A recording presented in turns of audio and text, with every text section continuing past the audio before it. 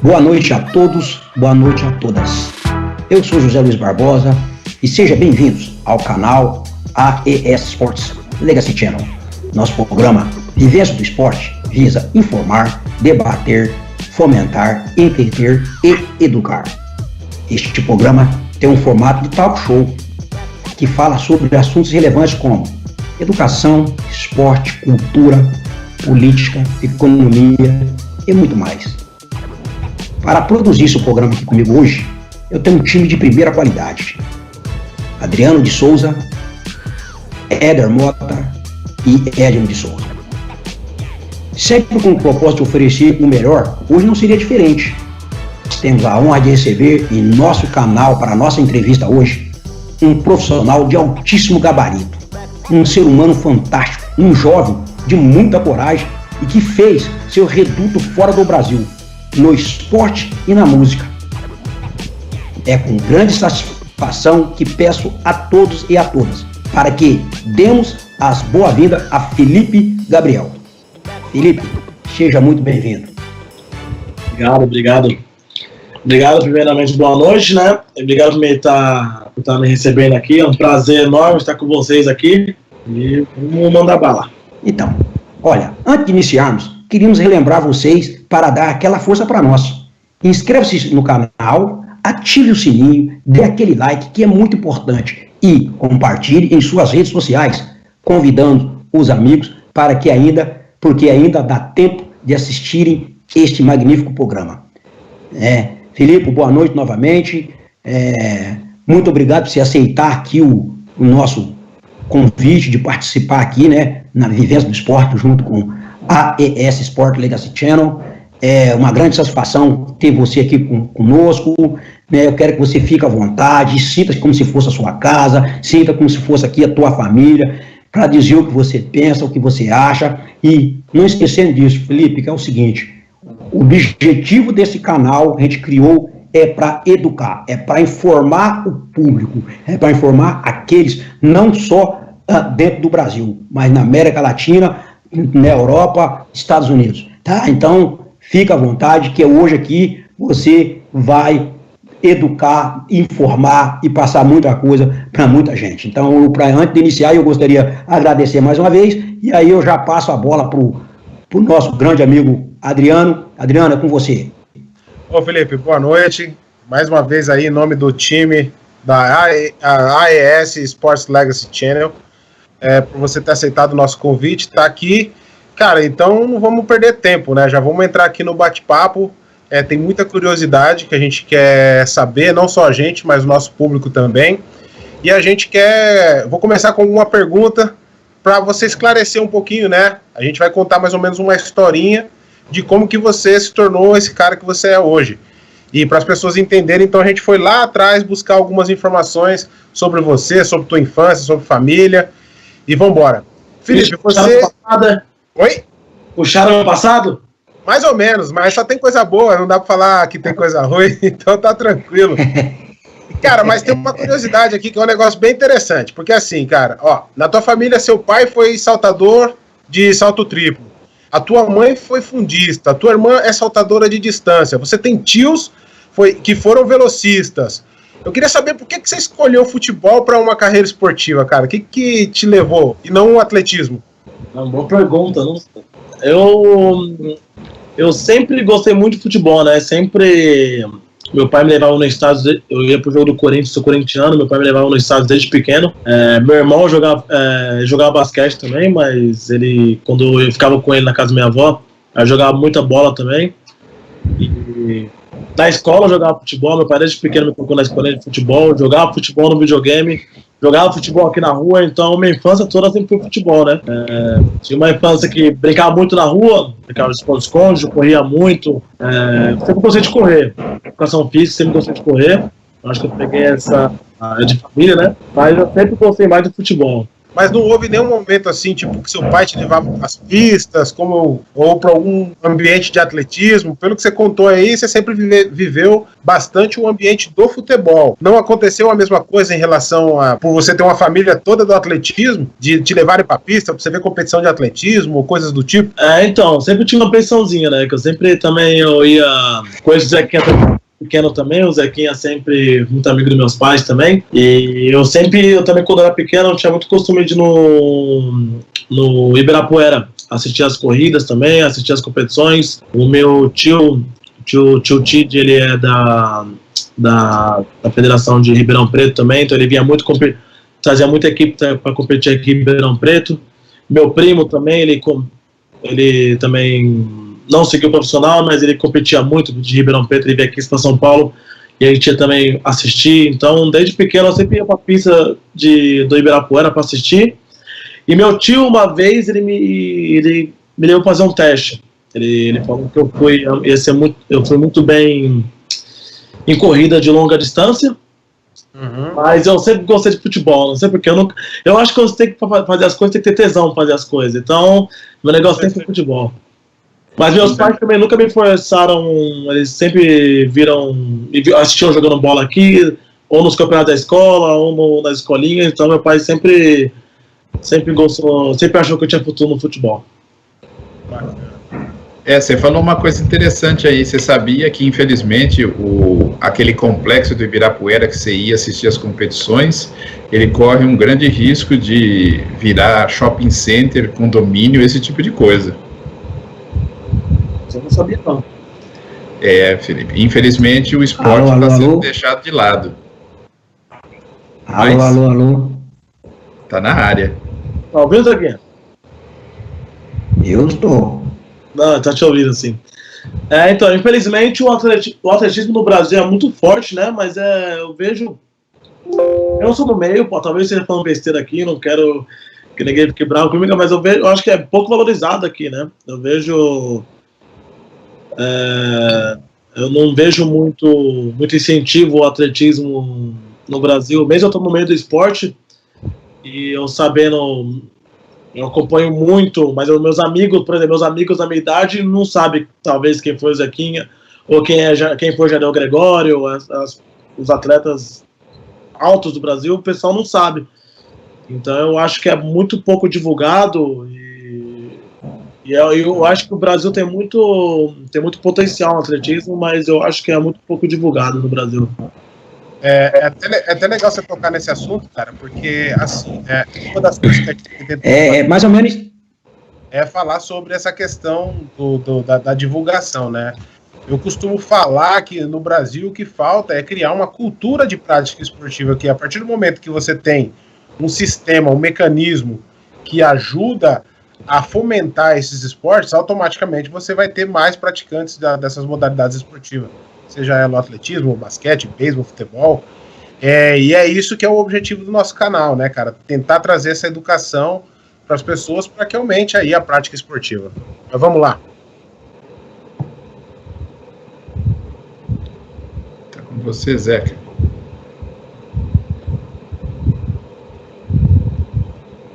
Acho que tá uma botada aí, não foi não?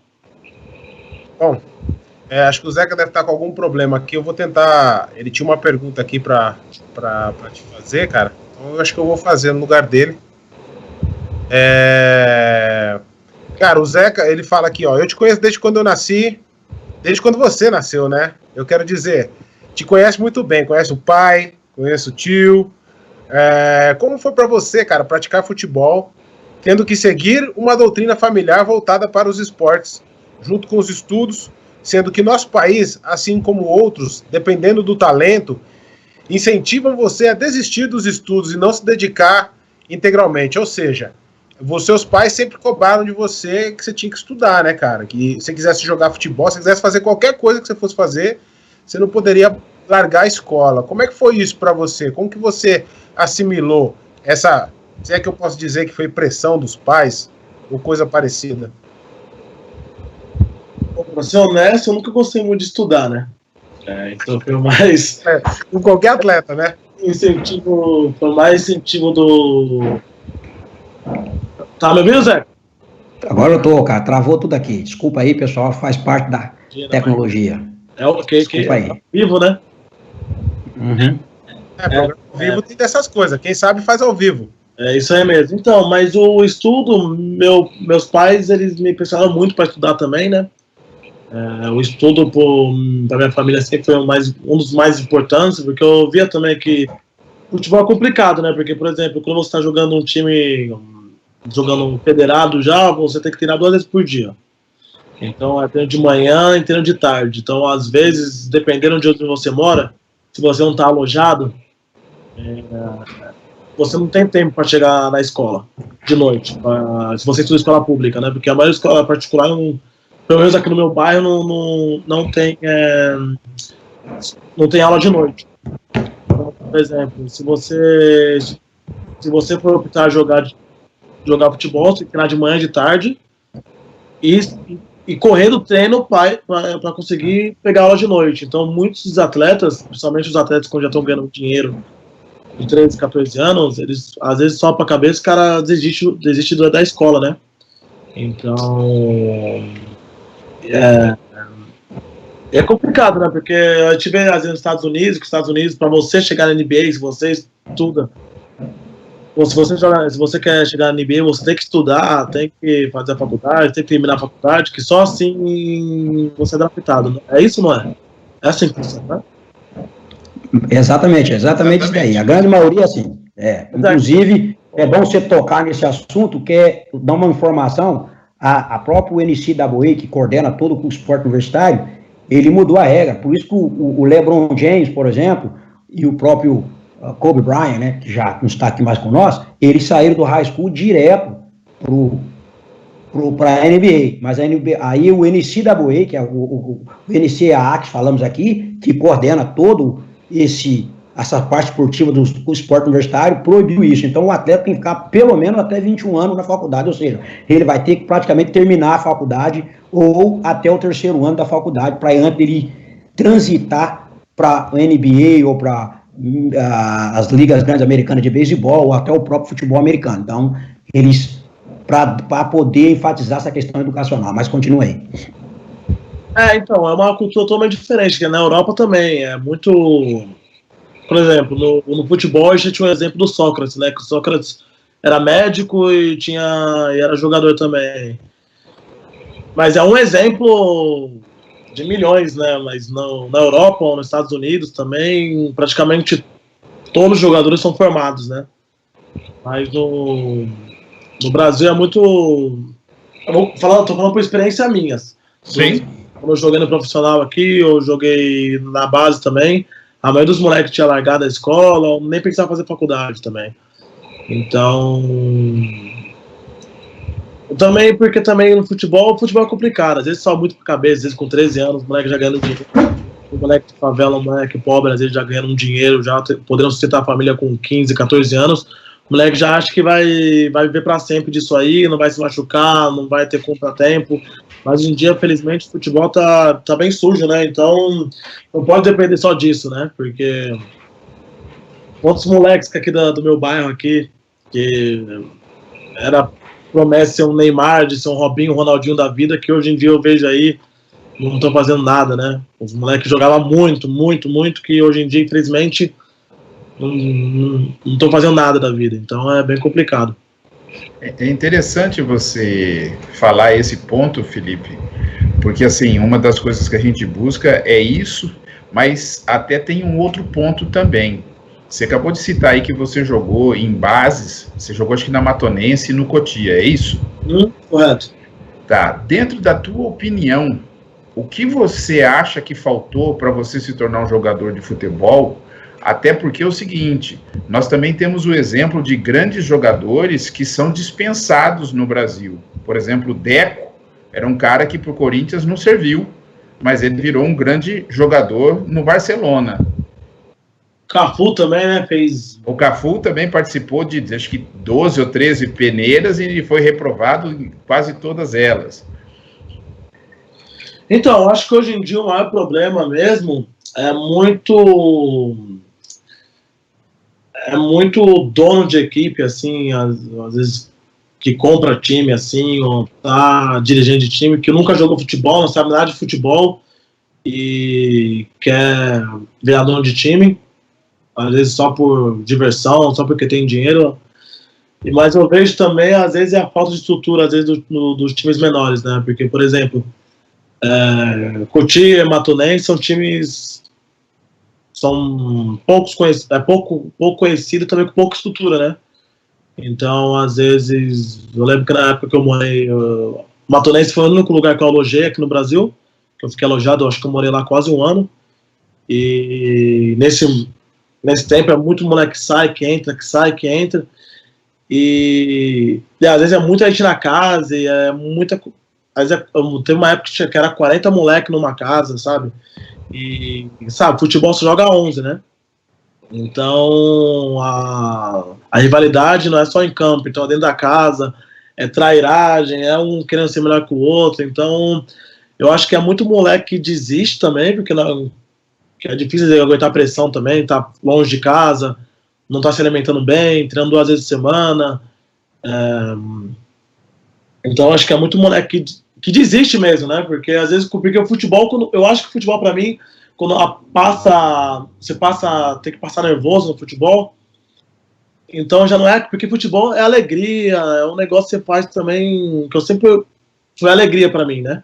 Sim. Quando passa o tempo que começa a dar tristeza, que chega a ser revoltante, então é complicado. Eu acho que é muito moleque que às vezes também acaba o tesão por causa disso, porque é pouca estrutura, às vezes não come direito, às vezes uma responsabilidade muito grande, e tudo isso com 14, 15 anos, né? E você tá morando num lugar, tá todo mundo querendo te comer vivo lá. Às vezes o pessoal esconde suas roupas, esconde chuteira, aí não come bem, aí toma banho, é um chuveiro, 40 moleque, água gelada e tal. Às vezes o moleque não quer passar, não quer viver isso, né? Então eu acho que isso é um fator. Outro fator também, eu acho que é muita gente pagando, né, pra tá.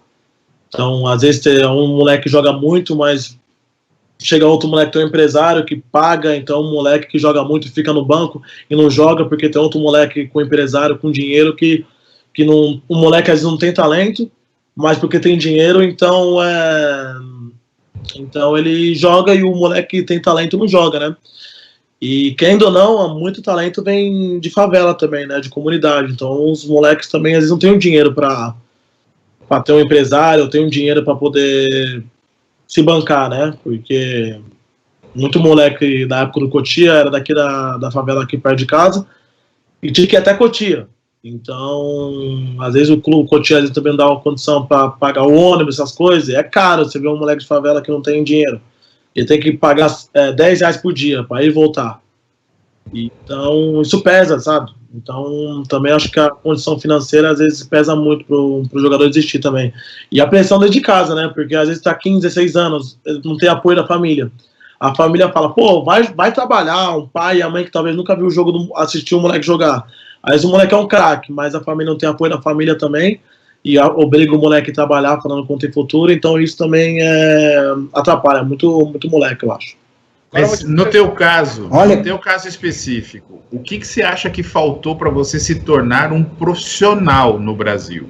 No meu caso, eu acho que faltou oportunidade. Faltou muito também. Faltou muita oportunidade também, como eu falei, às vezes não jogar, às vezes você tá melhor no treino e chegar na hora não jogar, às vezes acho que foi isso também. E também o que me chateou no Brasil, falando no Brasil, não falando na Europa. Sim. Foi essa situação da Matonense também, isso que eu falei, de estar com as condições que tava, como eu falei, teve uma época, na época que eu saí mesmo, que foi o basta pra mim, foi uma das piores épocas, acho, da Matonense, isso foi em 2014, foi na época também que a gente tava, acho que era 40 moleques no alojamento, e nessa semana também não tinha, a gente tava comendo só arroz, só tinha o chuveiro, tinha 2 chuveiros, só tinha um funcionando, um só com água gelada, então e os moleques brigando também entre si, saíam, entrava jogador, mudava de técnico, então às vezes era 50 moleques no treino, também tinha os moleques da cidade, era 40 moleques no alojamento, mais os moleques de Matão, que aí era 50 moleques num treino, que às vezes você não dava tempo de treinar, porque era 50 moleques. E aí era 1h30 de manhã, 1h30 à tarde, às vezes era 1h30 de manhã só correndo. E aí é complicado, né? Então foi uma época que me chateou bastante, né? Nessa época também. Felipe, deixa eu te fazer uma pergunta, cara. Você que veio, já voltando àquela história da família esportista, você escolheu o futebol, aí você contando todo esse contexto aí de como que é a realidade do futebol, você acha que a maioria desses moleques, eles buscam uma oportunidade dentro do futebol, ou eles estão procurando a fama dentro do futebol? Peraí, só para eu concluir. Você acha que se os outros esportes tivessem a mesma vitrine que tem o futebol, você acha que seria do mesmo jeito, as condições seriam igual às que você retratou agora, ou seriam diferentes porque aí o mercado seria um pouco mais dividido? Os garotos teriam opções de ter outras carreiras esportivas e não só basicamente o futebol? Bom, então, eu vejo, por exemplo, tem um amigo que é bom no vôlei, mas às vezes não quer investir porque acho que vôlei não dá dinheiro, ou às vezes também não tem muita estrutura, às vezes. O pessoal, desde pequeno, o pessoal ouve também da televisão, da mídia, que futebol dá dinheiro. A gente vê Neymar, a gente vê jogadores grandes tendo uma vida boa. Então, porque, por exemplo, às vezes para um moleque de favela assim, eles vê, não tem muita saída às vezes, né? Porque vê o futebol, ou cantar, ou ir pro crime, né? Porque eles, desde pequeno, vê às vezes os moleques da comunidade deles, às vezes eles vê os pais deles sofrendo, trabalhando 15 horas por dia, não podendo alimentar a família. E aí vê os moleques, joga futebol, já com carro, já com mulher, com cordão de ouro. Então eu acho que, como é que é a palavra? Futebol é uma... esqueci a palavra agora. Mas é uma... Vitrine? Não, vitrine, mas é uma... Ilusão? A porta de entrada? Caminho? Por exemplo, como é que quando os funkeiros fazem apologia que falam? Apologia. Não, tá. Às vezes o pessoal vê o futebol porque muito como uma saída, né? Porque Alternativa. vê como Uma alternativa. Porque o futebol, quem ou não, é uma das coisas que dá mais dinheiro no mundo, né? Então, muitas crianças já optam o futebol por fama e dinheiro, né? Uma saída também, uma chance de vida, mas mais também, eu esqueci o nome dessa palavra, tô precisando dessa palavra para falar, mas eles veem mais como uma... Você sabe ela em inglês? Não, também não vou lembrar em inglês agora. Mas eles veem, então, mas eles... Nossa! Só não vai falar em letão, porque você quebra as pernas de todo mundo. Tá. Na verdade, eu te fiz essa pergunta porque, assim, igual você falou do futebol, existem outros esportes que pagam bom dinheiro, né? Só que às vezes as pessoas não sabem nem que esses esportes existem. E muitas vezes elas não chegam nem a praticar. Eu sei que é o dinheiro que movimenta tudo. E, de repente, eu só te fiz essa pergunta porque, de repente... Ostentação? É ostentação? Como uma ostentação. Futebol como uma ostentação também. Porque ser jogador de futebol... Em qualquer lugar é um status enorme para você. Qualquer lugar que você vai. Se você é jogador de futebol, você é tratado diferente. O pessoal não quer saber se você joga em time grande ou time pequeno. Então, desde pequeno, a molecada vê isso, né? Como o futebol, como também uma ostentação, né? Porque vê um moleque, não tem nada, às vezes, aí vai jogar futebol, que a maioria dos moleques aqui do Brasil já nasce também já com uma noção de futebol, tá? No nosso sangue isso aí. Então, a molecada mais vai isso aí também com uma ostentação também. Eu acredito muito nisso, que vi muita gente que não joga em lugar nenhum, mas fala que é jogador também só pra ostentar. Pra resenha, né? O famoso perna. Ostentar. O famoso perna. É, isso aí mesmo. Mas eu acredito que se o vôlei ou o basquete no Brasil, eu acho que o basquete no Brasil é grande, que eu vejo americano, tem americano jogando no Corinthians aqui agora. Eu acho que é um esporte, para mim, não sei se eu estou correto, mas é o segundo maior esporte do Brasil, não é? O basquete. É o vôlei. É o vôlei hoje. Hoje é o vôlei. Não sabia. Hoje é o vôlei. Mas eu acho que se os outros esportes tivessem, tanto o atletismo tivesse tanta popularidade como o futebol tem, talvez a garotada hoje em dia, as mulheres também, que gostam de esporte, também estaria focando em outros meios. Porque eu sempre fui rápido. Talvez se eu tivesse focado no atletismo, talvez eu seria hoje o maior atleta do Brasil, não sei. Mas eu acredito muito em Deus. Se Deus escolheu isso pra mim, então é isso. É o que tem. Tranquilo, cara. E a pergunta, eu te fiz essa pergunta, realmente era pra ter essa reflexão, cara, pra saber um pouco mais, porque assim, a gente vê que as pessoas ficam sempre insistindo, às vezes, numa coisa, e às vezes outras oportunidades podem te oferecer um outro horizonte. E é por esse caminho que eu quero seguir aqui contigo, que eu quero saber como foi que você decidiu se aventurar, tomar a decisão de ir para um país onde você tinha pouco conhecimento, você não sabia o idioma, você não sabia muito sobre a cultura local, e mesmo assim te fez tomar a decisão de sair do Brasil e tentar uma carreira no futebol lá nesse país, que é a Letônia. Como é que foi isso para você? Então, o sonho de todo brasileiro é jogar na Europa, né? Independente de todo brasileiro, eu acho que tem 2 focos no futebol, que um é jogar na Europa e o outro é jogar na seleção, né? Então, jogar na seleção, né? Então, jogar na Europa eu sempre quis, porque em 2011, 2012 eu fui com o Pequeno do Jockey e também com uma outra equipe jogar campeonato na Europa, né? Eu joguei em 2011, fui para Finlândia, fui para Suécia, fui para Dinamarca, fui para Noruega, fui para Espanha, fui para Portugal, jogar campeonatos de futebol. E eu vi que era outro mundo, eu nunca nem tinha pensado em sair do país, também nunca nem tinha pensado em sair do Brasil. E você começa saindo justo pela Escandinávia, filho, isso não é referência, não. Porque às vezes você nem imagina, né, que esses países assim, Finlândia, Letônia, Suécia, né, e na época também não tinha muito, eu tava começando esse negócio de internet também, se não me engano, mas não tinha tanto, eu não sabia tanto como sabe hoje em dia, né, então eu fui pra Finlândia, eu nem sabia o que esperar também, né, mas é outro mundo, né, então... Quando eu voltei pro Brasil, eu já estava no foco de querer voltar o mais rápido possível para a Europa. E aí ver essa chance de poder ir para a Letônia. Nem sabia que era Letônia na época. E foi bem na época de 2014, na época da Matonense. Primeira oportunidade de sair do Brasil, de mudar mesmo, foi essa.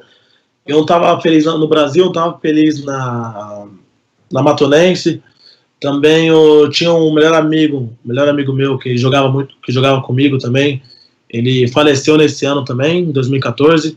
Então eu acho que foi um dos estímulos também, que ele também, o sonho dele era jogar na Europa também. Na época ele tinha uma proposta de Portugal, ele acabou não indo, e ele era meu melhor amigo também.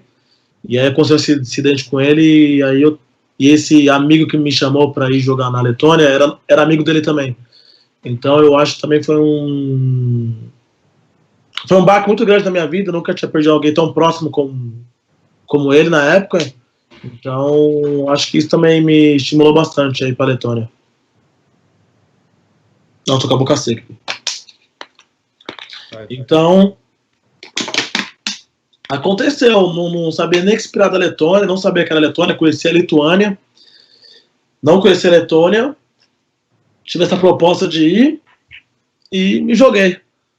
Beleza, é isso aí. Mas o meu plano mesmo de ir para a Letônia, eu vi que era lá da Rússia, e meu plano era ir, meu plano na minha cabeça estava assim, a Letônia não é o futebol não é o primeiro esporte, então o futebol lá deve ser fraco, como todo mundo pensa que é, né? Todo mundo já pensa Letônia, pessoal, futebol é fraco, vamos destacar. Isso é um mal muito ruim, é um mal do brasileiro que vai pra lá, muito moleque também que agora tá lá, moleque emprestado do Vasco, do Fluminense, time grande vai pra Letônia, quebra a cara, né? Porque acha que Letônia não tem futebol e acaba se ferrando lá. E eu achei que ia chegar lá, jogar um mês brasileira, me destacar, lá falar russo, aprender russo e ia pra Rússia. Esse é meu plano. Aí se passaram 6 anos, eu tô lá na Letônia ainda. Legal. Que bacana, que bacana. Mas vem cá, dando continuidade a tudo isso daí, né? Teus tios, teu pai, tua mãe, todos têm excelente formação acadêmica, inclusive graduados dos mais renomados campos universitários aqui do Brasil, que são o campus da USP Ribeirão Preto, USP São Paulo, numa época que, para pretos, a educação universitária era ainda mais difícil que a educação básica. Então, eu tenho uma pergunta para você. Quanto isso serviu de pressão pessoal, até mesmo deles, para você estudar? Pô, foi bastante, nossa, porque quando eu voltei para a Letônia, porque eu fiquei lá na Letônia um mês, 2014, aí eu fui para a Espanha, fiquei 1 mês e meio na Espanha, na terceira divisão da Espanha, lá em Corunha, e voltei para o Brasil, por onde vista. E aí eu tive a proposta de voltar para a Letônia, né? Mas o que bateu na proposta, que a proposta tinha que, como o time, o dono do meu time, ele também tinha uma faculdade, e também eu tinha a opção de estudar e fazer a faculdade.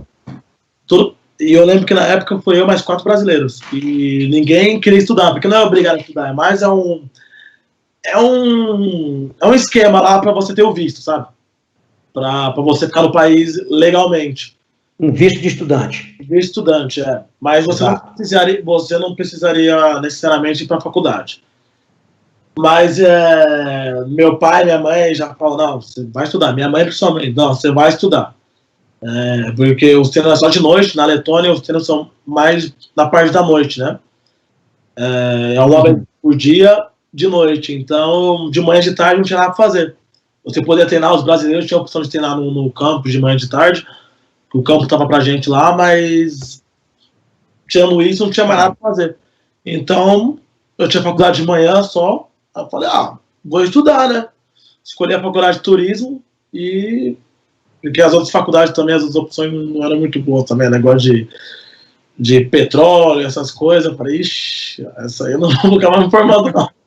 Aí eu vi o turismo que parecia que me chamou a atenção também, porque eu sempre gostei muito de línguas, e eu tinha a opção, né, de turismo, aprender o letão também.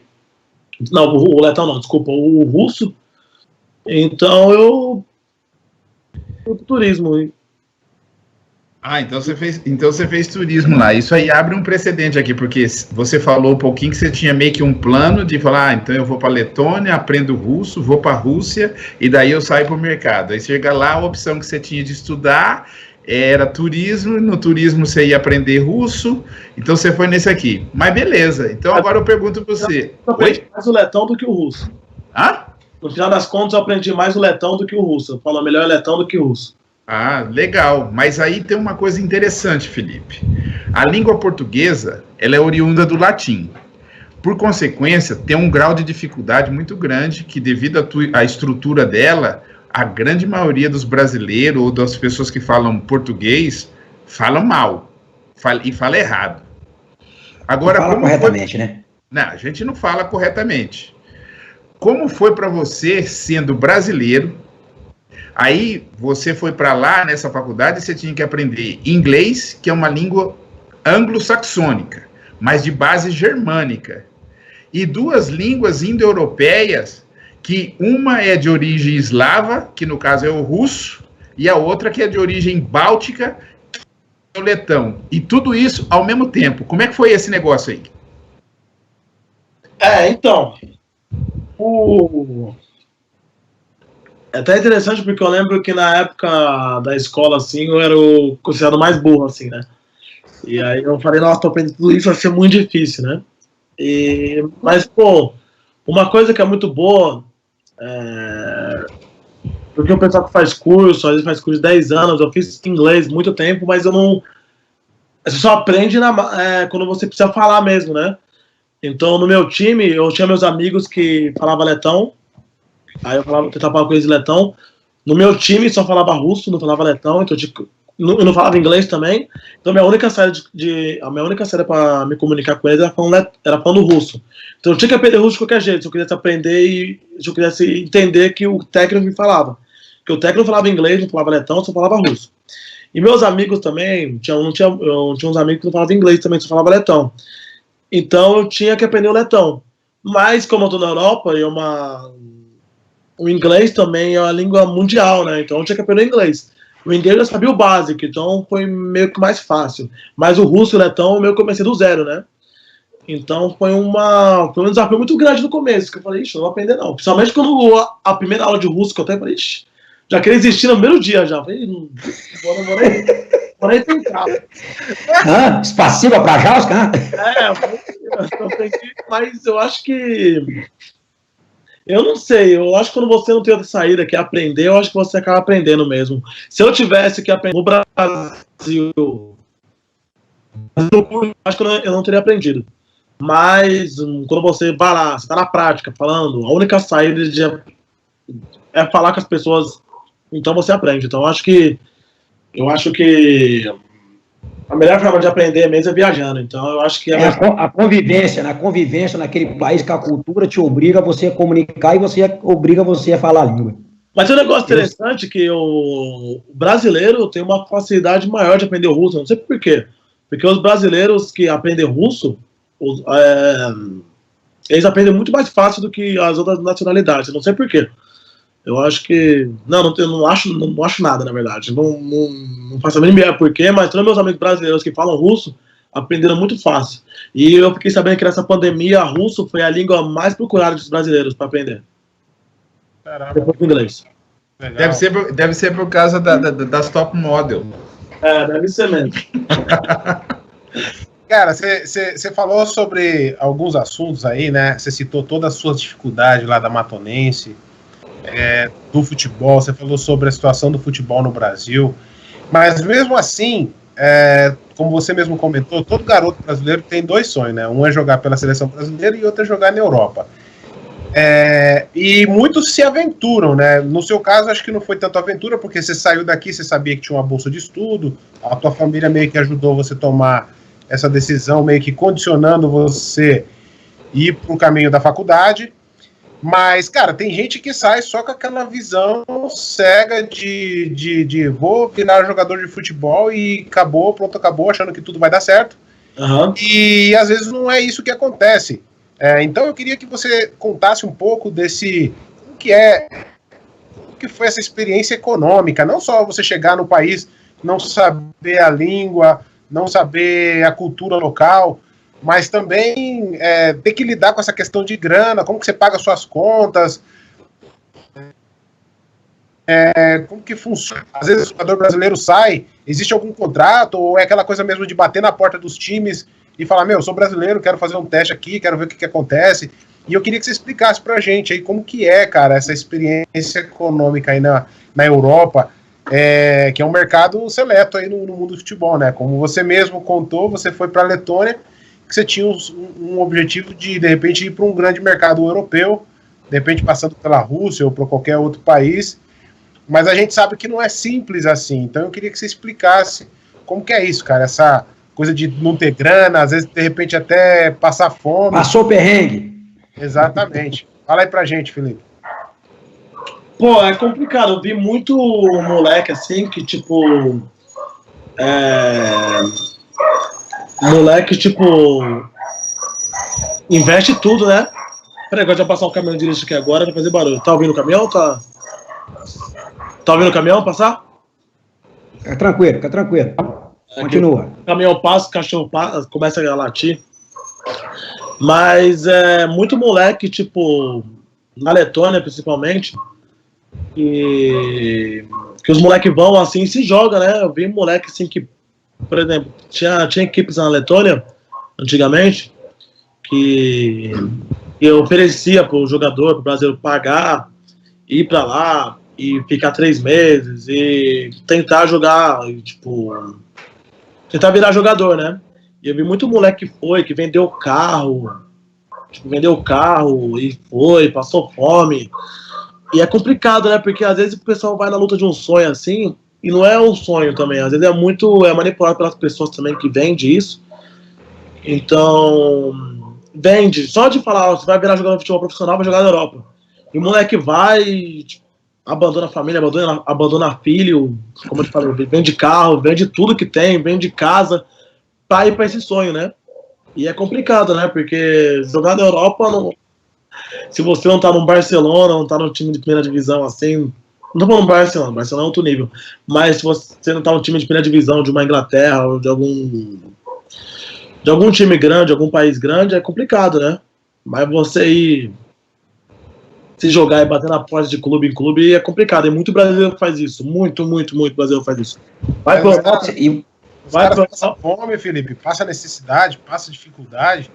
Tem moleque que vai, fique legal mesmo, bate em porta em clube, não come. Vi muito brasileiro que, graças a Deus, eu comecei a ter na Europa, eu comecei a crescer muito, ter uma fama entre os brasileiros da Europa muito grande.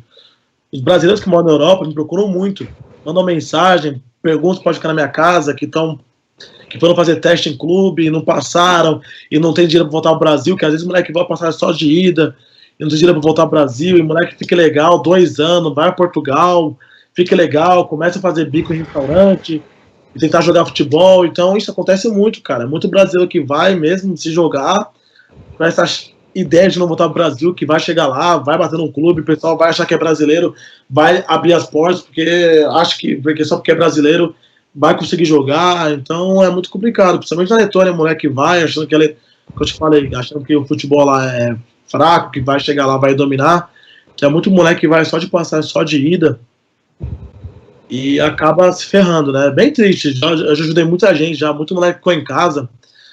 Nossa, eu acho que se contar, eu acho que foi mais de 40. Não só brasileiro, mas venezuelano, argentino que foi também, que os caras, argentino e venezuelano é louco que nem a gente, né? Então os caras... Latino. 40... Chutando baixo, ficou mais de 40 moleques já lá em casa, já, que eu não conhecia. Moleque que foi, que mandou mensagem, que pedindo, pelo amor de Deus, pedindo ajuda. Moleque que é triste, né? Que às vezes os moleques vão achando que... Acha que... Todo mundo acha, né? Que... Isso é falta de informação? Falta de informação. Todo mundo acha... A maioria das pessoas acha que a Europa tá com a vida ganha, né? Somente o primeiro ano na Letônia, que foi muito complicado, cara. Foi muito difícil. Foi muito difícil mesmo. Que em setembro o meu time parou de pagar. A gente começou a perder os jogos, né? Aí o time parou de pagar.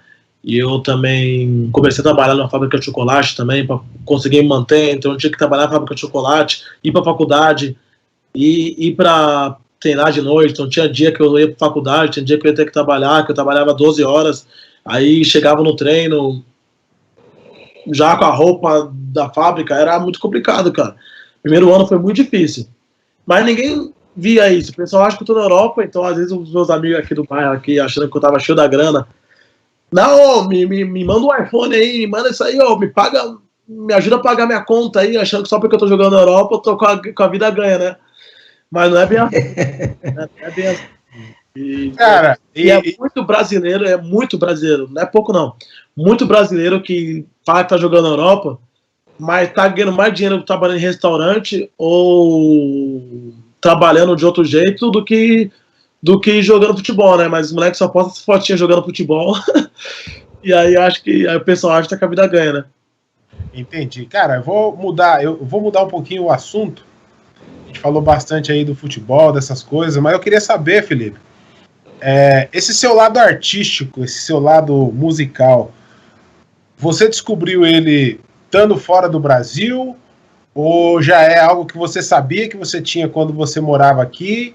E se você sabia disso, por que você não fez alguma coisa aqui no Brasil antes de fazer o que você fez lá fora e até se aventurar no futebol? Então, desde pequeno o meu foco só foi futebol, né? Não pensava em fazer outra coisa. Nunca pensei em cinema, nunca pensei...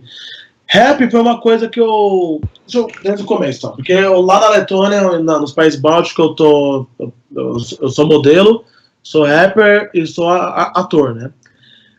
Mas na época que eu morava no Brasil, é que hoje em dia esse negócio que no Brasil tá ficando mais em moda, né? Mas na época que eu morava aqui, o pessoal falava que meu cabelo era feio. Feio não era ruim. Ruim, cabelo ruim, beiçudo, magrelo, então era sempre o Brasil. E eu tinha meus amigos aqui, que os moleques lá, o loirinho do olho azul, pô, que na época a tendência, né? Ser loiro do olho azul, cabelo, ó, que o Justin Bieber. Então, ser modelo, pra mim, nunca passou na minha cabeça, não. Se eu falasse pros moleques aqui da minha quebrada que eu queria ser modelo, os moleques iam bater na rua, né? Então, nem citava o negócio de modelo. Foi um negócio que começou a surgir lá, né? Que surgindo lá, depois que eu fiz uns trampos lá, apareceu um negócio pequeno aqui também, mas começou a surgir lá. E no Brasil, esse negócio de preto ser tendência tá começando agora. Ele tá começando agora que eu moro lá, né? Na época eu morava aqui, 2012, 2013, esse negócio de ser preto não era, às vezes não era negócio, não era muito... Um bom negócio, não. Não era um bom negócio. Não era um bom negócio. Continua sendo um bom negócio. No nosso Brasil. Ser preto no Brasil é dificuldade. Não tinha esse negócio do pessoal ser preto, o pessoal curtir. Hoje em dia o pessoal vê os rap americanos, e hoje em dia essa geração também, Facebook, geração TikTok, Instagram, então tá mudando a geração, então eu vejo que... Mas eu não peguei essa época. Então hoje em dia eu vejo muito preto, muito moleque de 13 anos, 14 anos, moleque... Tem um vizinho meu também que é preto aqui, que o pai dele tá colocando aí já de agência e tal, o moleque é bonitão, preto, e já tá fazendo um negócio de modelo, 12 anos, 13 anos, mas na minha época eu não via nenhum moleque de 12 anos. Se na tua época, 2013, você acha que é difícil, você imagina na nossa, na década de 90. E a minha década de 70, 80? Então. A minha hoje esse negócio de ser preto tá na moda, né? Então, até hoje em dia os rappers, tem uma parte de rapper hoje em dia que fala essas coisas, que fala... os branquelos me zoavam, hoje em dia quer ter meu cabelo, um negócio assim, sabe? Então é um negócio que tá o pessoal, muita gente que elogia meu cabelo agora, que na época no Brasil, hoje em dia eu até levo um susto, essa coisa, o pessoal me elogiando, caramba, que cabelo da hora, que não sei o quê, e na minha época, quando eu morava aqui, não tinha isso. Não tinha muito isso. E também esse negócio de ator, nunca também pensei, nunca passou na minha cabeça, cinema, essas coisas, nunca também tinha passado na minha cabeça, como eu foco no futebol. Mas rap era uma coisa que desde pequeno eu sempre gostei, desde pequeno. Eu sempre improvisava com meus amigos, fazia batalha de rap, improvisando, eu ia nas batalhas de rap, eu ia em show de rap. Então, desde pequeno, eu ia no show de rap, eu ouvia, meu irmão ouvia muito rap, então acho que foi por causa dele também. Eu cresci ouvindo Facção Central, Racionais, Sabotagem, então eu acho que isso influenciou muito, porque eu sempre gostei de... Se eu procurar também umas gavetinhas minhas, eu acho letra que eu fiz quando era pequeno, improvisando mesmo. E foi uma coisa que eu sempre gostei. Então eu cheguei na Letônia, e quando eu cheguei na Letônia, eu aprendi a língua, eu falei, pô, eu quero no show de rap lá. Aí eu fui no show de rap lá, aí conheci um pessoal que faz rap, aí eu comecei a tentar improvisar, fazer uns rap em letão, e acabou dando certo, né? Mas não foi um negócio que eu planejei, que eu falei, pô, vou investir nessa carreira de rap. Não foi, não. Foi mais acontecendo mesmo. Legal. Pô, show de bola, show de bola, show de bola. Quer dizer que então você já gostava do rap desde moleque, né? Tava só, não sabia essa sua parte aí não. Olha que eu vi você nascer e não sabia dessa sua parte aí não. Mas, Felipe, é o seguinte, cara, né? Nós já citamos aqui no programa exemplo de um atleta que é o Leonardo Reginato, que passou anos tentando ser jogador de futebol aí no Brasil, como muitos tentaram. No entanto, ele foi contratado pela uma equipe americana de beisebol, Tampa Bay Rays, um time profissional de beisebol americano, para jogar na posição de shortstop. Shortstop, no beisebol, para quem não conhece, explicando para a nossa audiência, é que nem fosse o camisa 10 do futebol, que nem Pelé, Tostão, Rivelino, Neymar, né, Messi, nesse nível aí, né? E hoje ele está à véspera de alcançar a liga principal das grandes ligas americanas de beisebol, que é os grandes times, né, que é o New York Yankees, o Dodgers, então, e que já ouvimos aqui de alguns convidados que é envolvido com o mundo do beisebol e fala que isso é muito difícil para chegar nesse nível. Entendeu? Então, eu gostaria de fazer a seguinte pergunta para você. Você acha que você acha se tivesse no Brasil um sistema educacional que comporta o esporte e a cultura integrado, você teria descoberto os seus potenciais mais cedo? Poderia ter definido melhor a tua carreira em solo brasileiro? Com certeza, com certeza. Nossa, isso aí com certeza, porque às vezes, por exemplo, na minha escola, às vezes a gente tinha aula de vôlei, tinha negócio de, às vezes, né? Era mais futebol mesmo. Porque a molecada só queria jogar futebol, né? A professora de educação física falava que ia ter vôlei, os moleques ficavam bravos. Então, se as escolas às vezes colocassem negócio de campeonato de atletismo, ou às vezes também, beisebol, futebol americano, essas coisas, não só focar no futebol, que muitas escolas só focam no futebol. Você vê as quadras, às vezes as quadras das escolas só tem quadra de futebol, não tem nenhum negocinho de basquete ali em cima, sabe? Então, é difícil, porque você tá na escola e só tem futebol. E os seus amigos só falam de futebol. Na televisão, só passa se você não tem TV aberta, fala? TV aberta? TV a cabo. Se você não tem TV a cabo, não tem ESPN, não tem Sport TV, então na Globo e nos outros canais, só é futebol. De quarta e domingo, só futebol. E você vê os moleques jogando só futebol. Então, às vezes, a molecada não vê outro esporte. Nunca pensou em outro esporte. Às vezes tem muito moleque bom aí que tem um talento. Aqui na rua jogava taco. Sabe o que é taco? Sabe, né? Sim, a gente jogou.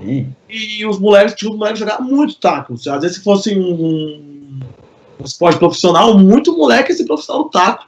Que é parecido com o vôlei, parecido com o beisebol, né?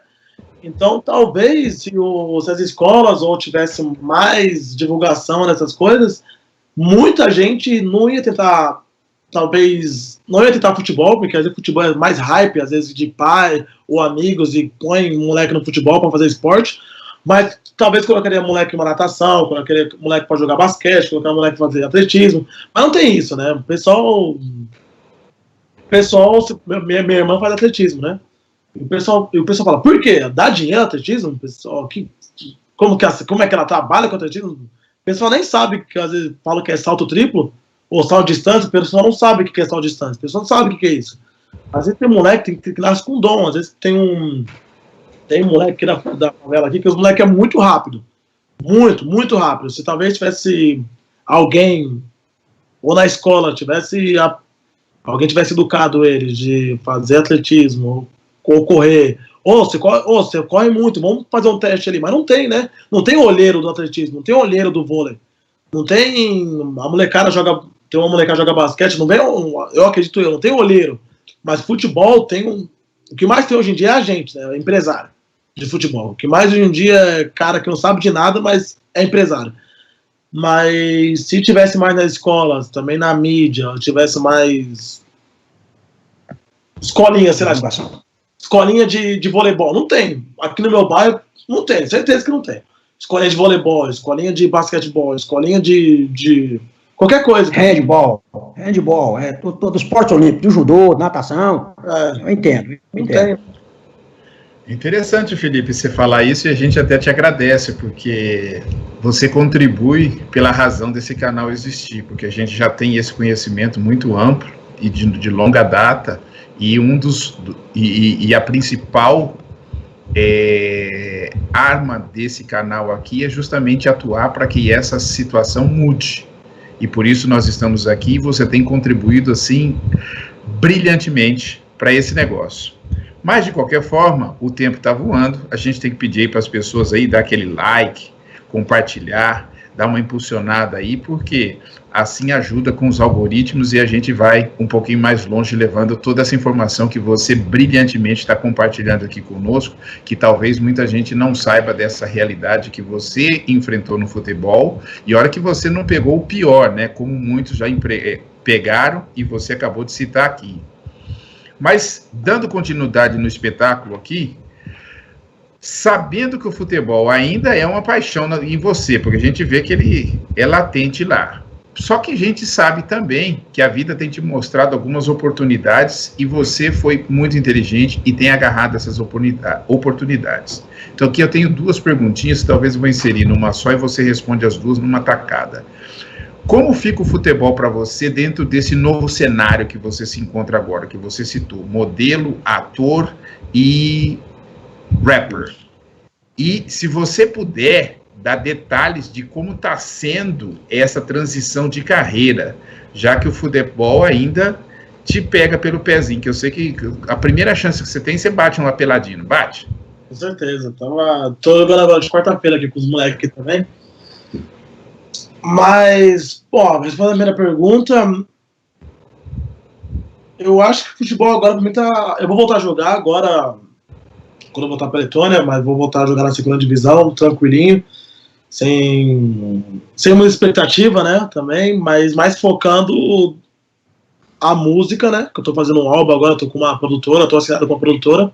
Pô, show! Parabéns! Tô assinado com uma produtora e também tô focando em filmes, vai sair, acabou de sair semana passada um primeiro seriado que eu fiz na Letônia também, não assisti ainda, mas já saiu já na TV de lá.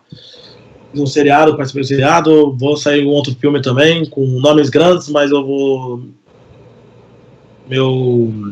sou coadjuvante, não sou ator principal como no outro filme que eu fiz, mas tô mais focando nisso, né, cara, porque eu amo futebol, mas se eu tô vendo que tá dando mais dinheiro nas outras coisas, eu vou nas outras coisas, né, não vou ficar me iludindo também, né, porque isso é o mal, né, porque muita gente se ilude, né, às vezes, não, futebol, não, sou bom, vou jogar, não, só futebol, às vezes acaba quebrando a cara no fim, né?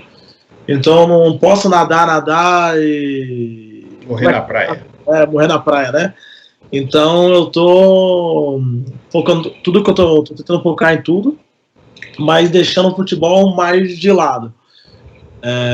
Como eu falei, vou voltar a jogar na 2ª divisão, já tenho, acho que, time para jogar, mas já deixando avisado que música e filme é meu carro-chefe. Meu primeiro plano. Mas você acha que essa oportunidade aí de você voltar a jogar a 2ª divisão aconteceu decorrido da tua fama no país ou já era algo que você tinha antes de acontecer tudo isso?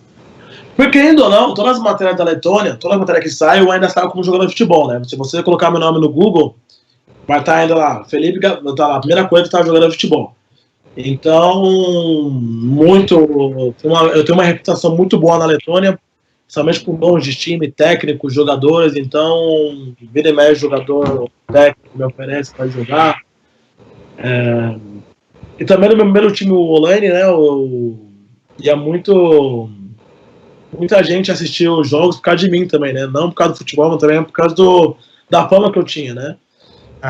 Como tem uma reputação boa, eu acho que também os times querem também, é legal, né, ter alguém, tipo, modéstia à parte, né, mas... Cara, agora eu vou te fazer uma pergunta, porque assim, ó, aqui no Brasil teve um caso de um cara que ele se fez famoso na música, que é o Livinho, só que nas peladas de final de ano, ele era convidado e os caras viram que o cara tinha talento jogando bola e tal, falaram, pô, o cara bate bem uma bola.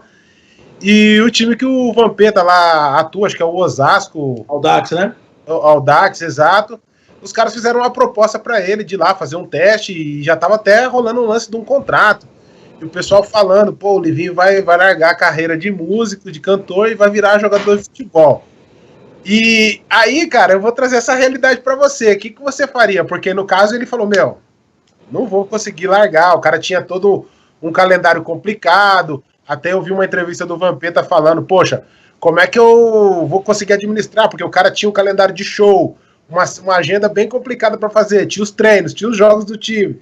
Como é que ia encaixar tudo isso? Aí eu pego e trago essa realidade para você. Como é que você faria nessa situação? Se eu tivesse no lugar do Livinho, hoje em dia, eu nunca ia largar a música para voltar pro futebol. Nunca. Certo. Porque... como eu disse, o futebol me trouxe muita tristeza, né? Aconteceu muitas coisas, mas a música e só tá hoje, desde quando eu comecei, só me deu alegria, né, cara? Só me deu Só foi coisa boa com a música. Então eu acho que no lugar do Livinho eu nunca ia deixar de... Quem tocar tá com a vida ganha, né? Isso também ele é uma pessoa difícil de comparar, né? Porque é outra realidade, né? Tocar a vida ganha, né? Praticamente. Sim. Bom, já que você tocou nesse assunto, né? De vida ganha, de transição de carreira, e você falou de música, cara, conta pra gente aí, ou pra nossa audiência, como é que foi que aconteceu esse lance de você entrar na música, como é que você entrou no meio musical lá? Você conheceu algum amigo? Os caras te convidaram para participar de alguma coisa? Como é que foi isso aí? Então, como eu te falei, quando eu comecei no show de rap lá da Letônia, lá não tem negro, né? Lá não tem negro. Então, quando eu fui no show de rap lá, todo mundo queria ser meu amigo, né? Os caras falaram... Nossa senhora, todo mundo quer ser meu amigo, querer ter um amigo preto, e o cara quer me chamar de niga, quer falar os negócios, quer pedir...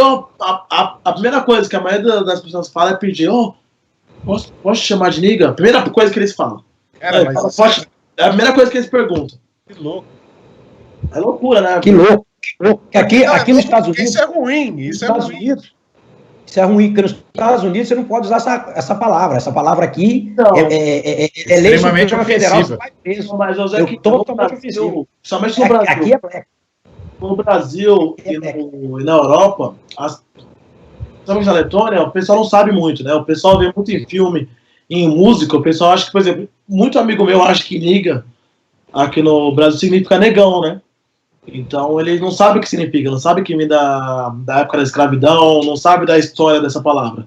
Então muitos moleques da Letônia também não sabem. Na Letônia, não é que no Brasil, não é que nos Estados Unidos. No Brasil, por exemplo, eu estudei sobre Zumbi dos Palmares, estudei sobre Martin Luther King, eu aprendi essas coisas, mas na Letônia não fala sobre... Ninguém, se perguntar quem é Martin Luther King, não sabe quem é. Se perguntar de qualquer pessoa negra... Malcolm X. Ou... como é que chama? Black Panthers. Como é que chama o da África? O Steve Biko. Nelson Mandela. Se não conhece o Mandela e Steve Biko, então passou longe. Se eu falar isso aí por qualquer letão, qualquer lituano, qualquer talvez russo, a pessoa não sabe quem é. A pessoa não aprende na escola quem que são essas pessoas. Nem não sabe o que é Black History. A pessoa não sabe o que foi a escravidão. A pessoa não sabe o que foi... Não sabe disso. Então é uma coisa que eu não julgo muito eles, porque eles não são... Eles só são mal informados. Não foram educados, né? Não foram educados mesmo. Só jogando uma pimenta nisso que você está falando. Você sabia que o termo escravo, ele é oriundo da palavra eslavo? Não sabia não. Então guarda essa aí, ó. É daí que vem. Por isso que em inglês é slave, mas vem de eslavo. Não sabia. Nossa, interessante. E... De vez em quando a gente aparece nesse cenário da cultura aqui. Tô vendo. Vivendo aprendendo. Então o pessoal não acha, vendo as músicas, você ouve às vezes a música americana, às vezes o pessoal não entende, o pessoal não fala inglês, e ouve niga, vai lá niga, aí tá no filme, niga, o pessoal acha que é uma palavra, acho que é só pra eles, acho que niga às vezes é só uma... É simpático. Negro. Então, no começo, o meu papel hoje em dia também é eu tento falar muito sobre isso, educar as pessoas, eu tenho um vídeo no YouTube falando sobre isso também. E o Letão, então, eles estão aprendendo muito com isso aí. E aí eu cheguei nesse show de rap, e aí eu acabei fazendo amizade com os maiores rappers de lá, né? Eles me chamaram, me chamaram pro camarote, eu fui sozinho. Eu fui sozinho nesse dia aí pro show, porque meus amigos também, os brasileiros não gostavam de sair. E o meu foco era aprender a língua também, e eu falei, moro aqui num quarto, 4 brasileiros. Não vou aprender outra língua só falando português. Então eu ia pra cidade, ia sozinho, fazia amizade sozinho. E aí eu fui, os moleques me chamou pro camarote deles lá, começaram a conversar, e na época o meu inglês não era muito bom também. Aí me chamaram mais vezes pra ir nos shows dele, aí eu fazia uns vídeos com eles, aí eu ia no show, ia no palco, jogava água, fazia os negócios. Aí eu lembro que um dia eu fiz uma improvisação, isso depois de 6 meses na Letônia, eu fiz uma rima em letão lá, o pessoal, você devia escrever isso aí. Aí eu lembro que eu tinha um jogo, que era 4 horas de viagem, que era na divisa da Lituânia. Era a divisa da Lituânia, e era 4 horas de viagem, não, 2 horas e meia de viagem. E eu fiz uma letra, com tudo que eu sabia. Claro que tinha muito erro, e o pessoal só ajeitou lá. Eu falei, vamos fazer essa música? Eu falei, vamos. Aí eu fiz a música, cara. Fiz um videoclipe. E aí eu fui o primeiro negro a fazer uma música. A fazer um rap, fazer uma música, escrever uma música em letão. E quando lancei, vixe, eu lembro até hoje que eu tava aqui em casa, que eu tinha voltado. Na época, quando lançou a música, eu tava no Brasil. E eu também não sabia se ia voltar pra Letônia. Na época eu tinha umas propostas aí pra ir. Meu pai tinha um amigo empresário, queria me levar pro, sei lá, eu lembro que era Piauí, sei lá, algum lugar aí. Cara, eu tô muito afim pro Piauí, não, jogar segunda divisão no Piauí. Paraíba. Eu também não tava muito afim, eu queria voltar pra Letônia, mas também não podia também. Eu tava com esse problema de ir na fábrica de chocolate, não tava recebendo, e eu não tiro pra Rússia, como era meu plano. Só que aí lançou a música, cara, eu lembro, como se fosse ontem, eu acordando, muita notificação no Facebook, no Insta, nossa, já tinha, na época eles lançaram, era meio-dia da Letônia, então já era 6 horas de diferença, que na época era horário de verão aqui, ainda jogava, porque era brasileiro e tal, aí essa música bateu 1 milhão de visualizações no YouTube, né, 1 milhão e pouco, e a Letônia tem 1.900.000 de habitantes. Tem 1.900.000. Você foi visto quase pelo país inteiro. A música é em letão. São 1.900.000 de habitantes. Mas só metade, 51% dos habitantes fala letão, né? Que a outra metade só fala russo. Então, se contar, tem mais ou menos 1 milhão de pessoas que falam letão no mundo, né? E minha música bateu mais de 1 milhão de visualizações. Então, o negócio foi grande. Entre os letões foi grande. E aí, aí eu falei, pô, tem que voltar pra Letônia, tem que ver como tá isso aí, porque eu tava acontecendo muitas mensagens, o pessoal mandando mensagem e não tava vivendo isso, porque eu tava aqui. Aí eu voltei, aí já ofereceram o primeiro show, eu lembro que eu recebi 20 euros, primeiro show. Falei, ó, a gente quer que você toque numa escola aqui, era show de talento da escola, e eles queriam que eu cantasse lá, porque era uma surpresa pro pessoal da escola, que o pessoal da escola no trabalho, o pessoal que estava se formando, fizeram uma redublagem da minha música. E aí me falaram, ó, já vai fazer uma surpresa, a gente quer que você cante, depois que o pessoal cantar a sua redublagem, você vai chegar. Aí eu cantei a música, e foi o meu primeiro dinheiro que eu ganhei com a música, foi em 2016, 20 anos, pra fazer o show. Uau. Aí, que beleza. Foi, aí tem um vídeo que eu posso mandar pra vocês depois, que é um vídeo aí que eu tô cantando pra 6.000 pessoas, todo mundo cantando a minha música, aí foi fazendo show, aí eu tava jogando futebol ainda na época também, só que aí tava difícil manter, que tinha show que era longe, que aí era show que era embalada, que era 4 da manhã, e tinha jogo que era no dia seguinte, que tinha que sair, o ônibus saiu 8 da manhã, aí era virado pro jogo, aí era complicado, cara. Aí eu comecei a colocar futebol nessa época como segundo plano. E aí? Aí tamo aí, né? Agora eu tô com uma contato. Mas vem cá. Com a produtora. Uma outra pergunta aqui, né? E tô fazendo um álbum agora. Tô com contato pra fazer um álbum, 16 músicas. E eu fiz uma música em espanhol. Fiz uma em letão que eu lancei agora também. Terminei uma brasileira que tô pra lançar, tem que fazer o clipe agora. E terminei uma russa. Então já vou lançar nesse álbum uma português, uma russa, uma inglesa. Eu vou lançar uma em inglês também. Então no álbum vai ter 5 idiomas diferentes. Vem cá, e agora? Como é que foi? Me faz o seguinte, outra pergunta aí para você. Fala para nós, como é que foi para você interpretar uma comédia romântica que tratava de um tema sensível, que é muito latente na atualidade mundial hoje, que é o racismo? Você fez uma comédia romântica. Como é que foi isso para você? Fala pra gente. Fala pra nossa audiência como é que foi você atuar nesse sentido. Então, esse negócio do filme pegou de surpresa também. Tudo que aconteceu quando eu mandei pra Letônia foi tudo uma surpresa, né, cara? E esse negócio do filme é interessante porque o filme não é na Letônia, o filme é na Lituânia, é o país vizinho da Letônia, que é outra língua. E eu lembro que na época eu tava com contato com a Sprite, na época. Posso falar uns nomes aqui? Agora eu já falei. Claro, não. Aqui não tem problema, não. Contato com a Sprite, começo do contato da Adidas, eu tava muita proposta, e na época eu tava com a proposta de ser o homem do tempo da Letônia, do Jornal Nacional, nessa época aí. Isso foi em 2019. E aí era muito e-mail, que eu trabalho com e-mail, né? As empresas me mandam propostas, e eu tava fechando também com a Burberry, que é uma marca grande também. Inglesa. Isso é inglesa, mas... E aí eu recebi um e-mail da Lituânia, cara. Um e-mail, eu lembro que eu não respondi, que era muita coisa na época que eu tava fazendo. E minha agenda tava cheia. Aí veio o e-mail da Lituânia. Eu queria que você participasse de um filme. Eu li por cima, assim. Aí eu falei, pô, Lituânia e tal. Aí eu não respondi o e-mail. Aí me mandaram e-mail de novo. Aí me mandaram no final do e-mail, tava com clipe, alguma coisa? Não, tava com a oferta, quanto que eles iam pagar. Aí eu olhei e falei, pô, interessante. Eu já falei, vou dar uma olhadinha nisso aí melhor. Aí eu olhei o e-mail, só que isso era em maio e eles começaram a filmar em junho. Só que eles me acharam, porque na Lituânia parecia com a Letônia. A Lituânia não tem negros também. E eles estavam procurando, a agência lituânia, com a fama que eu estava na Letônia, ficava sabendo de mim, em outro país.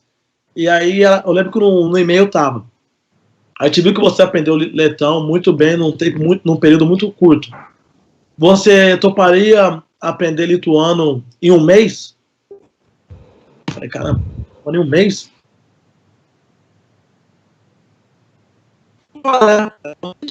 Pode ir para a Lituânia semana que vem? No sábado? Eu falei, vou. Me mandaram a passagem e eu fui. Não, minto. Ele me fala, você pode aprender esse texto aqui e você no Skype. A última vez que eu usei o Skype foi como é que chama? Com o diretor do filme.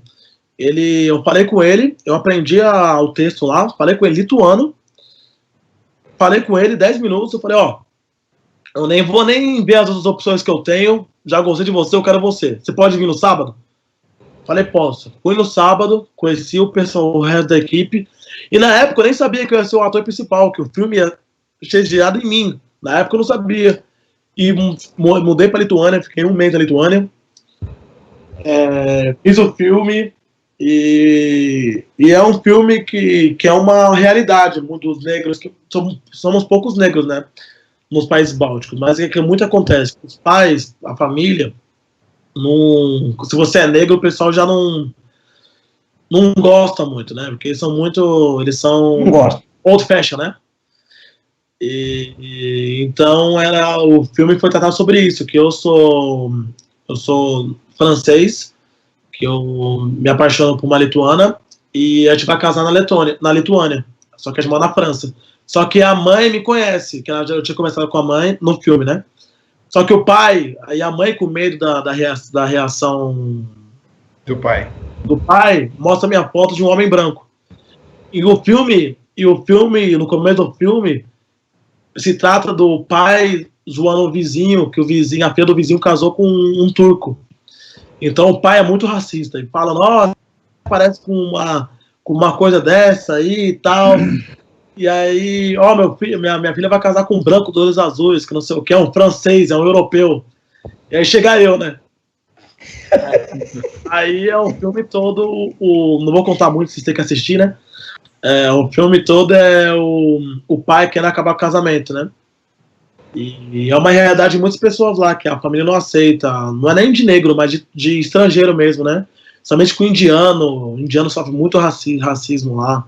Indiano, turco, como é que chama? Paquistanês, o pessoal sofre muito racismo lá, né? Então, você não sendo letão, não sendo europeu, assim, branco do olho azul, que é o certo para eles, às vezes eles não gostam, né? Então, principalmente os pais são mais velhos, que Letônia, você sabe que são muitos russos, né? Que vem da Rússia, eles eram União Soviética, então, para eles não... É uma realidade deles, a filha chegando com o negro é uma realidade que não é comum, né? Mas lá não tá na moda também, não? Igual no Brasil agora, com todo esse movimento, não melhorou, não? Então, a molecada, como eu falo, a geração de hoje em dia, Instagram, YouTube, Facebook, Travis Scott, essas coisas, gostam muito, né? Mas os pais mais velhos, assim, eles ainda têm essa mentalidade, né? Não gostam muito. Mas, Felipe, é interessante você falar sobre esse assunto aqui, que abre até uma brecha para uma coisa. Você falou aí que você está gravando um álbum com 5 idiomas, mas há um tempo atrás você também lançou um clipe em espanhol, não? Arriba, abajo, toda essa coisa aí. A gente vai ver como é que tá. E começou a rolar nos comentários do clipe, né? As pessoas questionando sobre o elenco que fazia parte desse videoclipe com você, que quase que na totalidade eram brancos, porque era um cenário de praia, tal, esse tipo de coisa. Você gravou lá na Letônia mesmo? Gravei na Letônia. Tá. Eu queria que você dissesse isso e também desse uma opinião. Como é que foi essa coisa de você gravar esse clipe? Porque assim, você está gravando com as atrizes, com as intérpretes, esse tipo de coisa, dentro do local que você está. E teve uma reação, né, no Brasil, principalmente, sobre essa questão de você ser um preto com várias mulheres brancas. Como é que foi isso? E você acha que também existe essa discriminação do lado reverso? Vou falar uma coisa que às vezes acho que vocês talvez não concordem, mas é uma opinião minha, muita gente talvez não vai concordar, mas é uma coisa que aconteceu comigo, é uma experiência própria. O país mais racista que eu já fui no mundo é o Brasil, na minha opinião. A gente sabe disso. O país que eu mais sofri foi no Brasil. E às vezes o racismo vem também por parte dos pretos também, né? Sim. Por exemplo, a Letônia, como eu te falei, é um país... Então, a primeira vez que eu até fiquei triste, né? Porque foi o primeiro trabalho que eu fiz pro Brasil, e já vem uns ataques, né? Que eu tava meio acostumado na Letônia, mas eu não esperava disso dos brasileiros, né? E porque a Letônia, como eu te falei, né? Eu sou 0,5% da população, né? E eu não tinha negros lá. Eu chamei uma menina para participar do clipe, que era negra, brasileira também, só que ela estava grávida, então ela não pôde participar. Mas eu não tive essa maldade fui chamando as pessoas, porque foi muito difícil fazer esse clipe, de fazer tudo sozinho, eu tenho uma produtora, mas a produtora não é da Letônia, é produtora da Alemanha. Então, eu tive que fazer tudo sozinho, meu clipe, chamar as meninas, conseguir os lugares, eu fiz tudo sozinho. E eu só fui chamando minhas amigas, todas as meninas que estão no clipe são minhas amigas, eu conheço todas as meninas. E eu fui chamando, e eu lembro que no clipe eu gravei na quarta, e foi na segunda-feira eu tava chamando as meninas, mandando mensagem no Insta, mandando mensagem, e nem veio na minha cabeça de não ter negra no clipe, sabe? E quando eu vi o clipe, eu também nem prestei atenção nesse detalhe, né? Eu só prestei atenção porque eu acho que é uma coisa... Mas vem cá, eu acho que você não prestou atenção, sabe por quê? Porque, infelizmente, vamos falar aqui, né? Você tá no local que você é a pedra no mundo dominó. Ou seja, uma pintinha preta no meio dos brancos. Então é comum. A maioria foi perfeitamente natural, até porque você falou 0,%, então você dá para contar 5 negros no país inteiro. Como é que você vai procurar mulher negra no país para fazer um clipe numa sequência, né, rápida? Não, você chamou seus amigos, que o seu círculo de amigos num país como aquele, a maioria vai ser predominante o quê? Branco, entendeu? Se você estivesse na África, ia ser o contrário, né? Ia ter predominante o quê? Negro. Você não está na África, você está num país que a predominação é totalmente branco, principalmente da mulher, né? Então, que imigra muito menos, então o homem negro ainda imigra mais, mas a mulher não. E eu vi muita gente falando, eu comentando, falei, mas gente, não tem negro aqui, mas importava de outro lugar, então não fazia o clipe, mas eu acho que já é um racismo eu ter que, sei lá, na época de pandemia, o pessoal queria que eu trouxesse as pessoas de outro país na época de pandemia, viajar, porque ir para a Letônia tem que ficar 10 dias de quarentena, então eu tinha que chamar alguém de outro país para chegar na Letônia, ficar de quarentena 10 dias só para participar do meu clipe. Então é uma coisa que eu acho que já é um racismo, tem que colocar, eu tenho que trazer alguém de longe só para ter, sabe? Só para ser bonito. Então, mas eu acho que é o extremismo, né, na verdade. Eu acho que a questão primeiro que as pessoas antes de criticar tinham que buscar informação. Por que não tem aquelas pessoas lá naquele lugar? E aquela coisa, né? Ninguém é obrigado a exigir nada. E você, eu entendo a tua reação, por quê? Você, dentro do cenário que você estava vivendo, aquilo era uma coisa normal.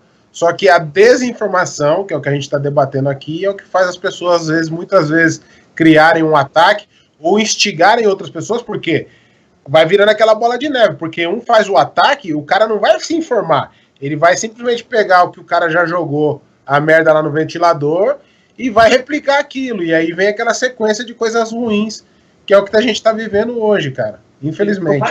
O que eu mais odeio é hate de internet, cara. Porque você pode puxar o histórico e que todo mundo fala. Na Letônia, não tinha negro na televisão, não tinha negro na rádio, não tinha negro nos outdoors, não tinha negro fazendo comercial. Eu sou o primeiro, cara. Eu sou o primeiro negro a fazer essas coisas. Eu sou o primeiro negro da história a estar num filme na Lituânia. Primeiro negro da história no cinema lituano. Primeiro negro da história a ser protagonista num filme lituano. E eu luto muito pela causa na Letônia, porque hoje em dia já tá... como eu te falei, primeiro na Letônia, eu tentei trabalhar no McDonald's, não consegui. No McDonald's, cara, não consegui trabalhar no McDonald's. E hoje em dia tem muito indiano, muito negro, agora tá, muito negro não, mas muito estrangeiro podendo trabalhar, eu tô abrindo portas. Eu abro muitas portas. Hoje em dia os estrangeiros, eu sou muito famoso também pelos estrangeiros que mudam para a Letônia. Eles me agradecem, eles param na rua, eles me agradecem, eles falam que quando eu cheguei lá, eu abri portas, eu tô abrindo portas, eu tô fazendo história nesses países bálticos, que eu, antigamente não tinha. Se você pode procurar, não tinha negro fazendo seriado, não tinha negro no cinema, não tinha negro fazendo música. Eu sou o primeiro. E eu acho muita sacanagem o pessoal que não sabe da história chegar me xingando, me chamar de palmiteiro, me chamar de racista, me chamar que eu tinha lá, os brasileiros começaram a colocar no meu Instagram. Se você procurar no Instagram, tem umas fotos minhas que tá hashtag Black Lives Don't Matter, falando que eu não respeitava, que pra mim as vidas negras não importavam, porque eu coloquei negra no clipe. Mas é uma coisa que nem passou na minha cabeça, uma coisa que eu tinha que ter. Se eu não tiver negra, eu não vou poder colocar no clipe. Eu acho que os haters da internet, eles acabam, às vezes, também desanimando muitas pessoas por causa de julgar sem saber, fazer as coisas sem saber, porque já é difícil estar sozinho num país, tudo sozinho. Aí tem que ouvir meus brasileiros, meus como é que fala? Conterrâneos? Compatriotas, seus compatriotas. Achando os pretos do Brasil te achando você racista. Mas olha que louco, Felipe, por exemplo, olha que louco. Racismo contra você, então aí é complicado. Você falou que aí lá na Letônia, né, o pessoal é desinformado. Mas a partir do momento que as pessoas começaram a te conhecer, começou você a aparecer na mídia, eles já começaram a te colocar nos meios de comunicação e você mesmo comentou que você tinha até proposta para virar o homem do tempo do jornal local lá do país. A Maju da Letônia. Aqui no Brasil, tem muito jornalista que ainda não conseguiu o espaço de destaque no lugar, e a gente é mais de 50% da população brasileira, e a gente não tem esse destaque. E você, num país sendo minoria, você já alcançou... Minoria não, você está sendo bonzinho, porque assim, ele é quase o único. Exato, mas ele já alcançou mais espaço do que aqui no Brasil, onde a maioria é preto e não consegue o espaço que você está conseguindo num país diferente. É uma realidade que é complicada, porque, por exemplo, se eu tivesse um clipe só com negras, eu não acreditaria que alguém ia chegar e falar, pô, não tem nenhuma branca aí, pô, você não ia chegar me esculachando por causa disso, sabe? E é uma coisa que, por exemplo, eu tenho muitas amigas negras aqui, se eu tivesse feito no Brasil, eu não iria procurar e falar, você é negra, você vem. Minha amiga tá comigo, a negra vai estar no clipe. Mas ela não é minha amiga, ela não vai estar no clipe porque ela é negra ou porque ela é branca. Ela tá no clipe porque ela é minha amiga. Porque a partir do momento que a gente tá olhando as coisas já, olhando o corpo, procurando defeito, o pessoal falando, pô, não vi nenhuma negra aí, não vi nenhuma melanina, não vi nada. Eu já acho que já é um racismo já das pessoas.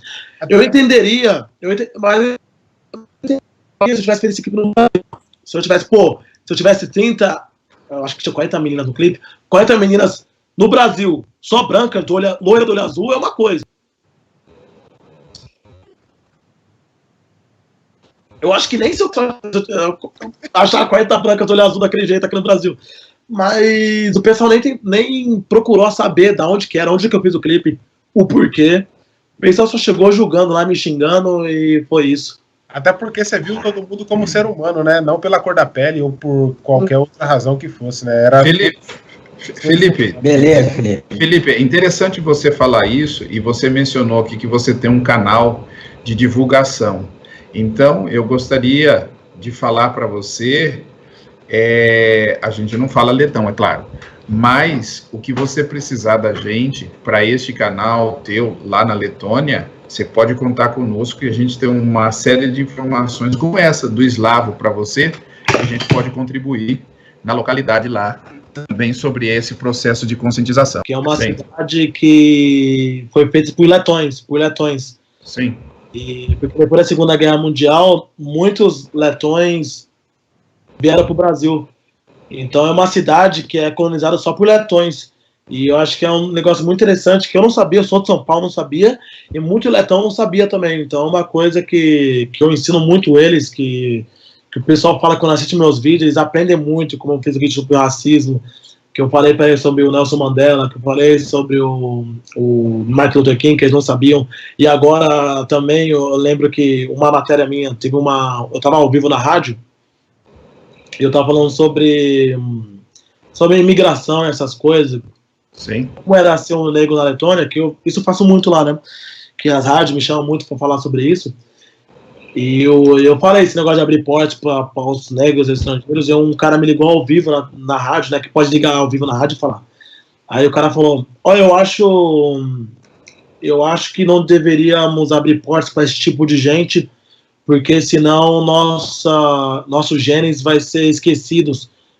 Ou se a gente abrir portas para essas pessoas, porque a gente pode controlar, mas se for 100 negros, a gente não vai poder controlar nosso país mais, e então a gente vai ter que guardar nossos genes num database, não sei como ele fala, não sei como traduzir, guardar para não esquecer, sabe? Porque eles falaram que se continuar assim, daqui 40 anos eles não vão ter mais olhos azuis e cabelos loiros. Aí ao vivo eu respondi e falei, eu acho que é um egoísmo enorme seu falar isso das pessoas indianas, por exemplo, africanas que vão lá procurar para se... Que a gente falou sobre refugiados, que na época também a gente está falando sobre refugiados, que foi para a Letônia também. Que muitos letões não queriam aceitar isso, né? E eu falei que é muito egoísmo fazer isso, que as pessoas estão procurando uma vida melhor. Se aí no Brasil, por exemplo, quando teve a Segunda Guerra Mundial, a gente acolheu muito dos bisavós deles, dos tataravós deles. A Guerra Mundial, não tataravós não, porque né, foi 1955, não faz muito tempo. Mas os avós deles, ou até os bisavós deles, vieram para o Brasil para procurar uma vida melhor, né? Então, pessoal, eu gosto muito de ensinar isso para as pessoas abrirem os olhos, né? Porque o pessoal fala, pô, Felipe, o pessoal fala, me xinga assim na rua, você é ocupante, que não sei o quê. E fala, pô, você fala um negócio desse, mas talvez a sua avó ou seu familiar teve que também sair do país. Eu não sou ocupante lá, né? Faço minhas coisas, mas eu saí do país lá para procurar uma vida melhor. Então, você passou a ser conhecido na Letônia, isso levou você a conhecer algumas personalidades, né? Você tem sido citado em alguns veículos, né? De contato com algumas celebridades de modalidades esportivas diferentes, também da música, e tem algumas coisas aqui que a gente gostaria de saber, assim, né?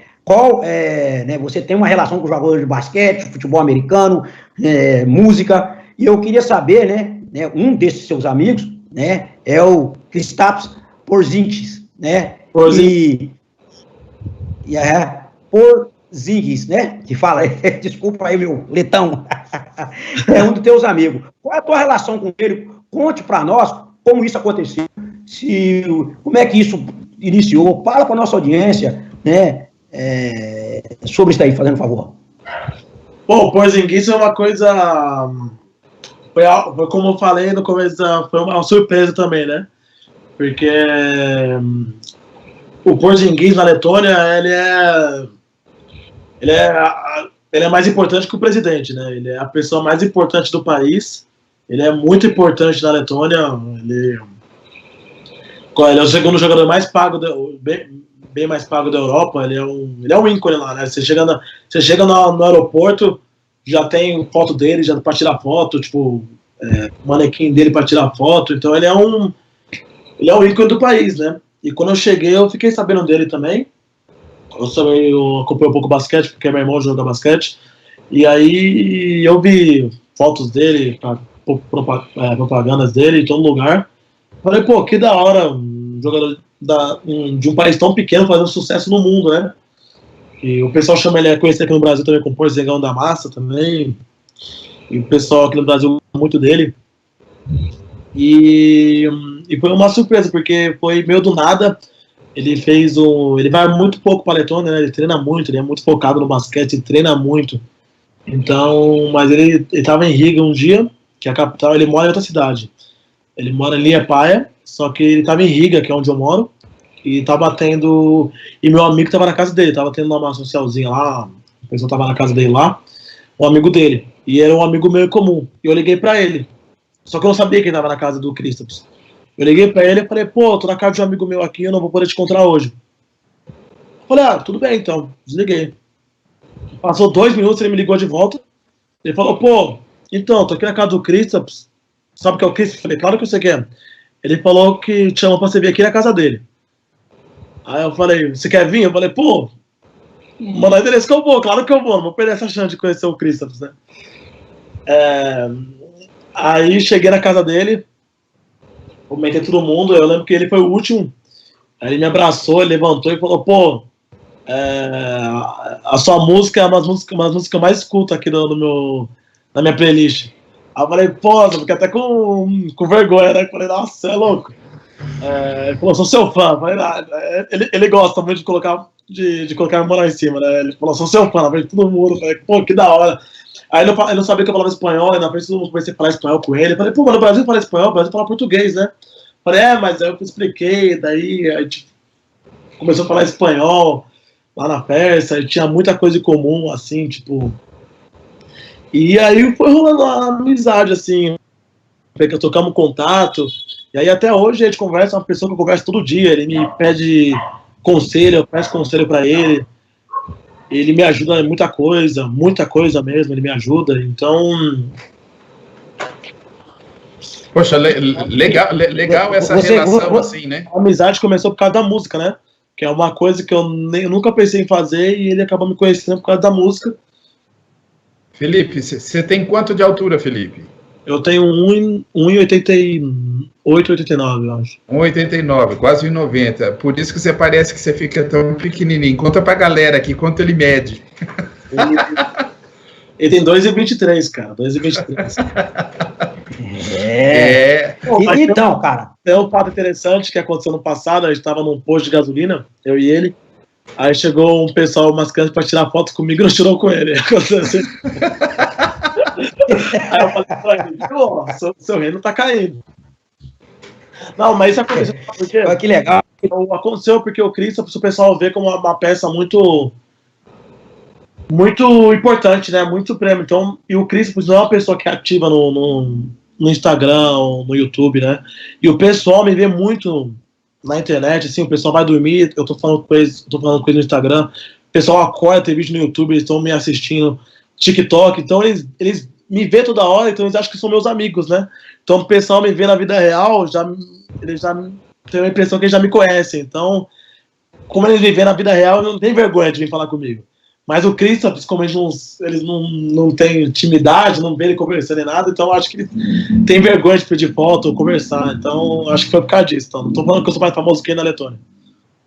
Não, mas vem cá, você já foi lá, eu lembro que você foi do New York Knicks, você tá até com a camisa aí, você já foi lá ver ele lá em Dallas, como é que foi? Você já foi lá em Dallas ver ele agora? Fui lá. Eu fui lá e... Agora é o seguinte, ó, tem uma coisa muito legal aqui. Pô, dentro de todas essas personalidades, cara, eu gostaria de saber uma coisa. Fala pra mim, como é que você se sentiu quando você recebeu aquele vídeo do Snoop Dogg? Como é que é? Felipe diz, what's up? Fala pra nós aí, como é que foi? Esse negócio do Snoop Dogg... Pô, fala pra nossa audiência, explica isso daí, porque tem muita gente que não deve ter ideia quem que é o Snoop Dogg, né? Então, fala pra nossa audiência aí, como é que foi isso? Você é um cara tão jovem, né, um rapper tão jovem, pegam um ícone da música aqui, que pô, eu moro nos Estados Unidos e sei da vida desse cidadão, eu sei da importância que ele tem na música, na arte americana, no hip hop, no rap, e você, um brasileiro, que talvez seja um dos poucos brasileiros que recebeu assim, um vídeo, um clipe dele. Fala pra gente, explica pra nossa audiência isso daí, que eu achei assim, super. Não, o Snoop Dogg não é só nos Estados Unidos, não, né? Mundialmente, mas principalmente no Brasil, né? Tem um vídeo do Snoop Dogg falando que ele.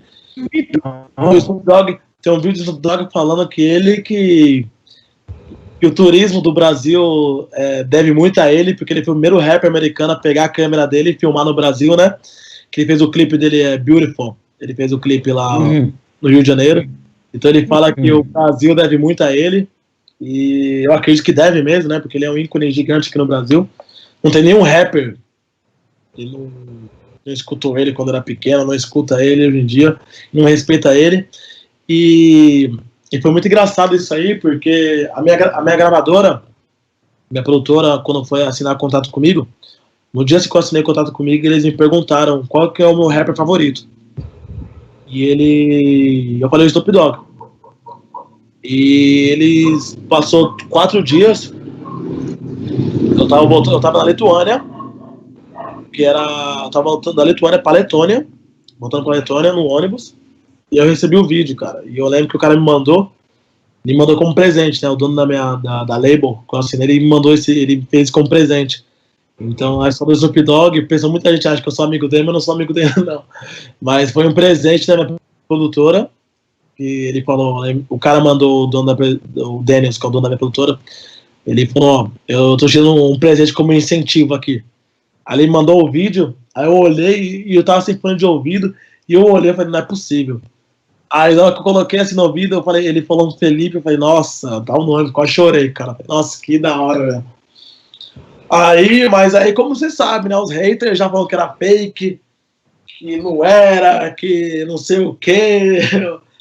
Aí eu falei, mas só deixa pra lá, né? Ninguém vai conseguir estragar a minha alegria, né? Cara, a gente vive num mundo onde ninguém quer ver ninguém próspero. Essa é a verdade, cara. Todo mundo quer destruir a felicidade do outro. É triste, mas... E aí, pessoal? O que vocês acharam dessa super entrevista aqui do Felipe, desse tempo aqui conosco? Acho que ele passou bastante informações, né, pro pessoal. E a gente vai fazer alguma pergunta do público. O Éder, que é o cara que está aqui conosco no nosso bastidor. Como é que anda o chat aí, Éder? Tem muita pergunta? O pessoal tem alguma curiosidade sobre o Felipe? Se não tiver, a gente vai encerrando o programa, né? Pedindo aquele like, aquele compartilhamento com as pessoas aí da rede. E eu passo a bola pro Zeca aí para ele encerrar o nosso programa. Vamos lá, José, tá contigo. Pô, Felipe, primeiro queremos agradecer, né, a tua participação aqui, né, muito obrigado por você atender o nosso pedido, agradecer o teu pai, né, que ficou em cima de você para poder, nesse contato com a gente aí. Eu sei que tem uma agenda bastante corrida, atropelada aqui no Brasil, está retornando lá para a Lituânia, e você tem que fazer muita coisa ainda, bastante compromissos profissionais, mas eu queria te agradecer mais uma vez. Quem sabe você pode voltar de novo aqui numa outra oportunidade e com mais novidades, nos procurar. O canal vai estar aberto para você sempre.